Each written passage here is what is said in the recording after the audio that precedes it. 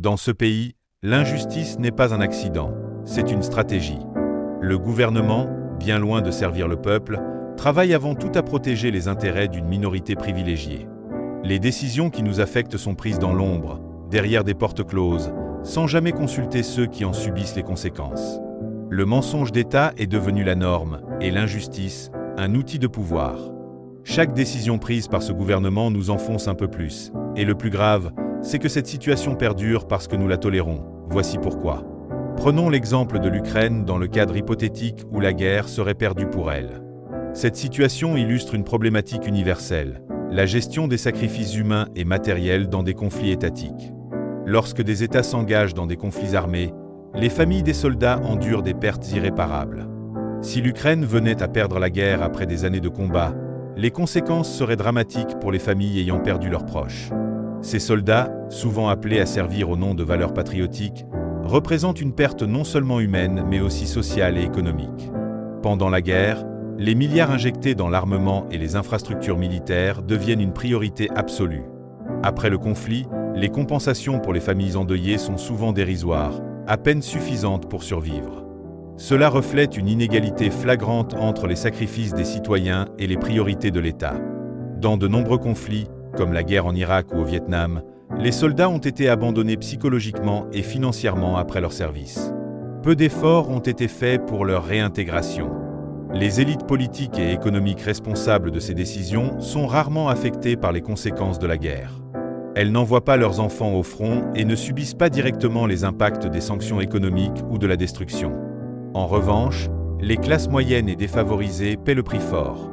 Les milliards empruntés ou reçus en aide internationale pour financer les guerres génèrent des dettes massives que les futures générations devront rembourser. Après la guerre, les décideurs politiques responsables ne sont presque jamais jugés pour leurs erreurs stratégiques ou leurs décisions menant à des pertes inutiles. Pendant que les gouvernements investissent massivement dans la guerre, les besoins civils tels que l'éducation, la santé et les infrastructures locales sont négligés. Ces lacunes deviennent encore plus criantes après une défaite. En Ukraine, les milliards de dollars dépensés pour l'effort de guerre auraient pu être investis dans la reconstruction d'hôpitaux, d'écoles ou dans l'amélioration des conditions de vie des citoyens ordinaires. Une défaite signifierait que ces fonds n'auront servi qu'à prolonger un conflit sans résultat. Si l'Ukraine devait perdre la guerre, l'État serait confronté à des pressions colossales pour répondre aux familles des soldats tombés au combat, aux réfugiés et aux populations déplacées. Cependant, les précédents historiques montrent que les compensations offertes par les États sont souvent symboliques. Après des conflits comme la guerre en Afghanistan, Union soviétique, les familles de soldats morts recevaient souvent une petite somme forfaitaire, insuffisante pour couvrir leurs besoins à long terme. Une guerre perdue affaiblit un État, ce qui complique encore plus la réhabilitation des victimes. Le problème ne se limite pas à l'Ukraine. D'autres conflits, tels que ceux en Irak, en Syrie ou au Yémen, montrent des schémas similaires. Des milliards dépensés pour l'armement, tandis que les victimes civiles et militaires sont laissées pour compte. Ces situations soulèvent des questions éthiques fondamentales sur les priorités des gouvernements. L'injustice dans les systèmes de gestion des guerres réside dans le déséquilibre entre les sacrifices consentis par les citoyens ordinaires et les bénéfices, souvent nuls ou temporaires, pour l'État. Si un conflit est perdu, l'État n'est souvent pas à la hauteur des attentes des familles endeuillées, prouvant que leur souffrance était davantage un outil politique qu'une véritable priorité nationale. Le problème dépasse l'exemple ukrainien et reflète une réalité universelle. Les sacrifices humains dans les conflits sont rarement équitablement reconnus ou indemnisés. Il est inacceptable que les États affirment ne pas avoir les ressources nécessaires pour soutenir les familles de soldats décédés ou blessés, alors qu'ils peuvent débloquer des milliards pour financer des guerres. Cela soulève des questions éthiques sur les priorités des gouvernements. Pendant un conflit, des sommes astronomiques sont allouées à la défense, à l'armement et à la logistique militaire. En revanche, des programmes de soutien pour les familles des militaires, de réhabilitation des blessés ou d'assistance psychologique sont souvent négligés ou sous-financés. Les gouvernements peuvent prétendre que le soutien aux militaires et à leurs familles est une priorité, mais dans les faits, les aides sont souvent symboliques et la bureaucratie complexifie l'accès à ces ressources. Les familles qui perdent un proche au combat subissent des conséquences financières et émotionnelles dévastatrices. La perte d'un soutien de revenus peut plonger ces familles dans une précarité extrême, exacerbant ainsi les inégalités sociales. Lorsque le principal soutien financier d'une famille est tué au combat, cela peut signifier l'incapacité de subvenir aux besoins de base, comme la nourriture, le logement ou l'éducation des enfants. Les compensations financières proposées par l'État sont souvent largement insuffisantes pour compenser cette perte. Les familles endeuillées ont besoin de soutien émotionnel et psychologique, qui est souvent absent. La stigmatisation de la souffrance psychologique peut empêcher ces familles de rechercher l'aide dont elles ont besoin. Il est choquant de constater que, malgré l'énorme montant d'argent investi dans la guerre, la transparence quant à la manière dont ces fonds sont gérés est souvent limitée. Les citoyens se retrouvent dans une situation où ils doivent se demander où passe vraiment l'argent. Dans de nombreux conflits, il existe des cas documentés de détournement de fonds, où l'argent destiné à l'effort de guerre ne parvient pas aux soldats ou à leurs familles. Cela renforce la méfiance des citoyens envers leur gouvernement. Des millions de dollars peuvent être investis dans des armements ou des contrats d'entreprises privées, sans que cela se traduise par des bénéfices concrets pour les familles des soldats. Les gouvernements utilisent souvent le discours de la guerre pour justifier des budgets exorbitants, affirmant qu'il s'agit d'un investissement pour la sécurité nationale.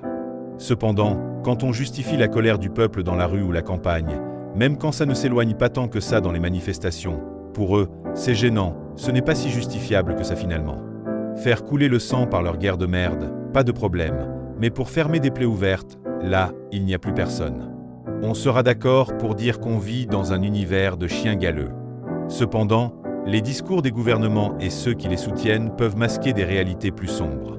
En présentant la guerre comme une nécessité, les États obtiennent facilement le soutien du public, tout en évitant de discuter des véritables coûts humains et économiques de ces décisions.